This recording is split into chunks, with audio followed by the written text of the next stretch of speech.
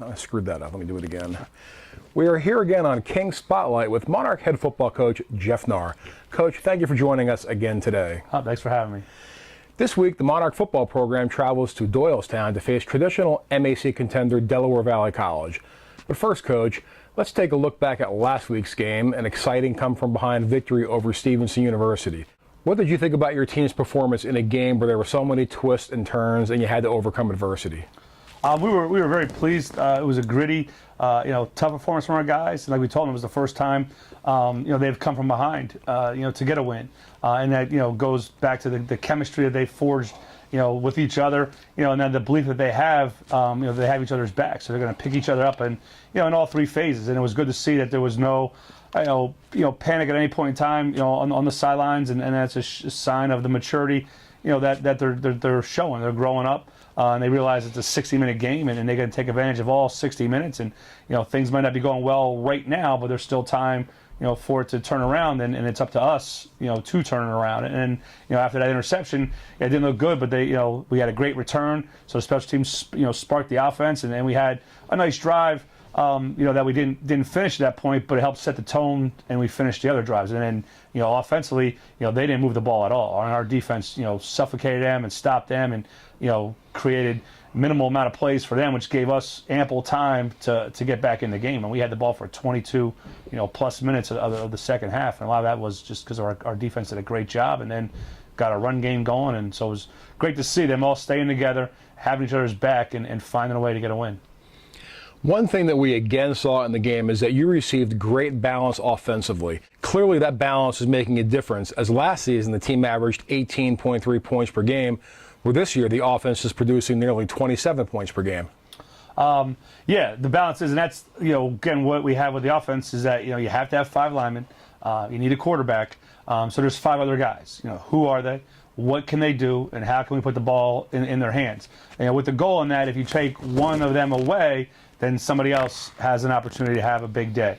You take 2 away, there's still other guys. So they can't cover them all. They can't take it all away, and it's up to us, as coaches, to put our kids in a position to be able to make plays and figure out who they want to try to stop and get these other guys the ball. So when they make their adjustment, then we can go back from there. So far, our kids are executing at a high level. We're able to spread the ball around and create that balance, and it's enabled us to have explosive, big plays, as they can't take, everything away, from our offense. Defensively, we started the game out dominating as Stevenson had minus 12 yards on their first 3 possessions of the game. But then the craziness started when senior defensive end Ron Garrett picked up a fumble and ran 20 yards for a touchdown to stretch his incredible streak of defensive touchdowns to 5 straight games. This is the most unique stretch most of us have ever seen.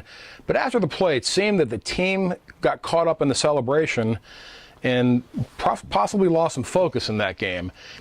Because after having negative yardage on the first 3 possessions, Stevenson then came out and scored 17 straight points to take a 17-14 lead. Do you think that we lost a little bit of focus after that touchdown by Garrett? I thought about that. Then you look at the film, and I think we lost focus. Not on that play. It was on a penalty, and that we had them at 2nd and 10. Right after that, so they hadn't had to run 2 more plays and had no more 0 yards, and then they throw a second down pass that's incomplete, so it's going to be 3rd and 10, and we get called for roughing the passer, which the explanation the ref gave does not match up with what we saw on the film. So that gave an automatic first down plus 15 yards. And that was a little spark that they needed, and then we didn't react well to that. I didn't think. Our kids didn't think that. We thought we had a 3rd and long, and now they got a first down and move it, and we didn't handle that well, and then that gave Stevenson a little bit of a spark, and then that's where our focus went, and they got a couple of their long runs, hit a big pass, and then put a couple of drives together. So we've talked about our kids in that you got to prepare to beat your opponent, and then we know that our officials are going to miss a call at some point in the game. It's going to affect us, and then we just got to be able to move on. Let's move on to this week's game as we travel to face a very good Delaware Valley team that is currently tied for first place in the MAC with a 4-1 league mark, but is also 5-1 overall. What do you see with a great team like this on both sides of the ball? They're big, strong, athletic, run well. So they're very well coached and very sound. Especially defensively. They got all their gaps covered, or their zones covered. They get good pressure, on the quarterback. from there. And offensively, they spread you out. They're athletic, but then they're big and strong, so they can get in tight and and push you off the ball as well. And then their quarterback, is all conference kid, tremendous athlete with his feet, does a great job throwing the ball.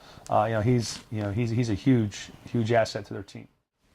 Delaware Valley's offense leads the MAC in scoring at 33.2 points per game, and they sit atop the conference with 418 total yards per game.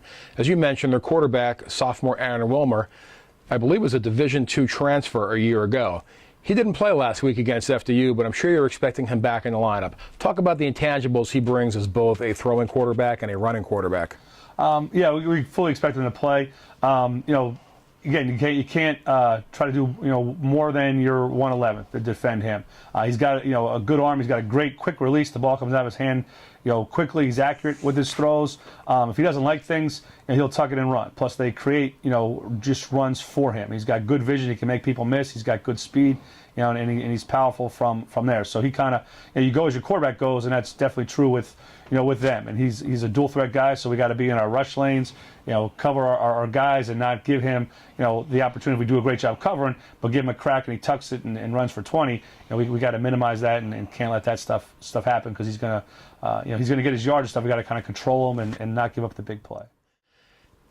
The Aggie running game has been very potent all season long. Senior tailback Kyle Schuberth leads the MAC in rushing at 154 yards per game, while the Kings defense is ranked 4th against the run. How difficult is it to contain a runner like Schuberth? I mean, good. He's one of the best backs in the MAC. We've seen him for a bunch of years. He'll get you the tough yards. He's got the speed and vision to make people miss. When he gets to the edge. So their whole running game is tough, because again, they got a nice size offensive line that's physical, gets off the ball. You got to worry about the quarterback runs as well. So as soon as you start worrying about that, they give it to the first team all conference tailback that they have. So again, their running game is a huge asset. It's very productive. We got to do a great job again of stopping the run. And try to make them, one-dimensional if we can. The Aggies also have real balance in their passing game, as their two receivers, Rasheed Bailey and Lewis Vincent, have made 25 and 24 receptions respectively. Bailey also ranks 5th in the MAC with 85.5 receiving yards a game. It's got to be difficult to try to contain two good receivers when a lot of squads only have one. Yeah, again, the beauty of an offense, where you're looking for playmakers, and Del Valle's always had, playmakers, is you can spread the ball around. Just like we're having success right now, getting it to playmakers, so is Del Valle, and they've done it for a while, where, you can take one away, but then the other guy has a huge game. So it's a great challenge for all our DBs to be able to cover all the receivers, because they're all viable, highly productive guys. The Del Valle defense, meanwhile, is ranked 5th in the MAC and allowing 22 points per game. The Aggies rank 4th in total defense, allowing 346 yards per game. So tell us, what are the strengths that you see in that unit when you're looking at the films? I mean, one, they're well coached. They're never out leveraged. They get an extra, the guy in the box to make sure they can, defend against the run. They're sound in their coverages.